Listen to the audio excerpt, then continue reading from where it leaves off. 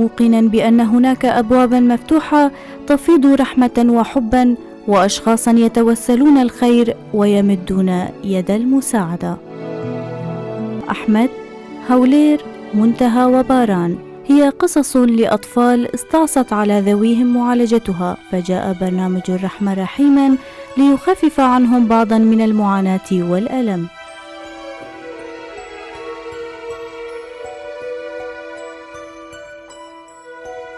أحمد من كوباني مصاب بشلل كامل في الأطراف، مقعد لا يستطيع الحركة. قدم له برنامج الرحمة في 4 شباط فبراير كرسيا لتسهيل حركته وتخفيف الأعباء عن ذويه. هولير هي الأخرى مصابة بشلل عصبي في الطرف الأيسر من الوجه مع انحراف في العين.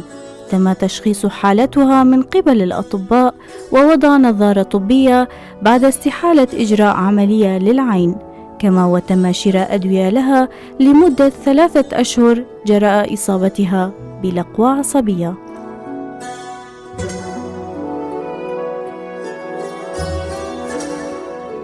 لم تتوقف الرحمة إلى هنا. باران ابن 7 أعوام، برنامج الرحمة وبمساعدة الخيرين والقلوب الرحيمة قام بشراء حذاء طبي له إثر إصابته بخلع ولادي.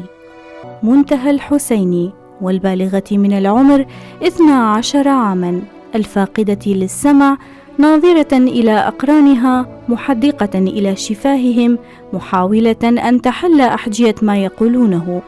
كانت لها نصيب من الرحمة أيضا، ففي 22 شباط فبراير قام برنامج الرحمة بتركيب سماعة أذن لها وإعادة شيئا من الأمل المفقود لديها.